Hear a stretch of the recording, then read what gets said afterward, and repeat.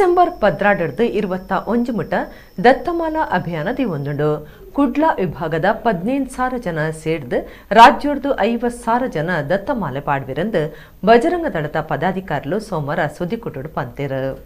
ವಿಶ್ವ ಹಿಂದೂ ಪರಿಷತ್ ಬಜರಂಗ ದಳ ಸೋಮವಾರ ಕುಡ್ಲಡ್ ನಡಪಾಯಿನ ಸುದ್ದಿಕೊಟ್ಟು ಬಜರಂಗ ದಳದ ಪದಾಧಿಕಾರಿಗಳು ದತ್ತಮಾಲ ಅಭಿಯಾನ ಬಗೆಟ್ ಇವರ ಕುರಿಯರು. ಡಿಸೆಂಬರ್ 12 ಮುಟ ದತ್ತಮಾಲ ಅಭಿಯಾನ ನಡಪುಂಡು 22 ದತ್ತಪೀಠಗೂ ಪೋದು ದತ್ತ ಪಾದುಕೆ ದರ್ಶನ ಮಲ್ಪುಂಡು ಕುಡ್ಲ, ಉಡುಪು, ಪುತ್ತೂರು, ಕೊಡಗು, ಕಾಸರಗೋಡು ಜಿಲ್ಲೆಡ್ದು 15,000 ಜನ ಸೇರಿದು ರಾಜ್ಯದ ಒಟ್ಟು 50,000 ಜನ ದತ್ತಮಾಲೆ ಪಾಡ್ವಿರಂದು ಪದಾಧಿಕಾರಿಗಳು ಪಂಡ್ಯರು. ದತ್ತಪೀಠಡು ತ್ರಿಕಾಲ ಪೂಜೆ ನಡಪಾವುಡು ಹಿಂದೂ ಕಾರ್ಯನಿರ್ವಹಣಾಧಿಕಾರಿನ ಶಾಶ್ವತವಾದ ದೀವುಡು ದತ್ತಪೀಠಡು ಇಸ್ಲಾಂ ಕಾರ್ಯಗೂ ಅವಕಾಶ ಮಲ್ತುಕೊರಿಯರೆ ಬಲ್ಲಿ ಇಸ್ಲಾಂ ವಿಧಾನವಕ ಗೋರಿಲೆನ ನಾಗೇನಹಳ್ಳಿದ ಮೂಲ ಬಾಬಾ ಬುಡನ್ ಮದ್ದರ್ಗುಡು ವರ್ಗ ಮಲ್ಪುಡೊಂದು ಒತ್ತಾಯ ಮಲ್ತೆರು.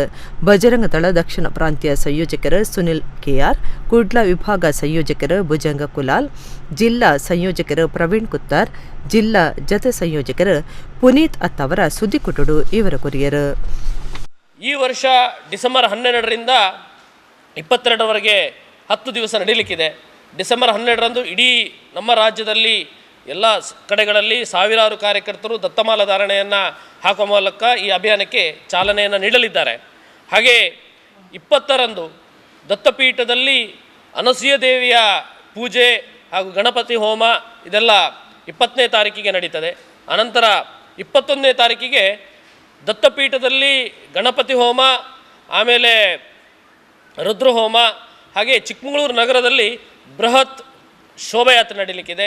ಹಾಗೆ ಭಾರಿ ದೊಡ್ಡ ಒಂದು ಧಾರ್ಮಿಕ ಸಭೆ ಕೂಡ, ಸಾರ್ವಜನಿಕ ಸಭೆ ಕೂಡ ಇಲ್ಲಿ ನಡೀಲಿಕ್ಕಿದೆ.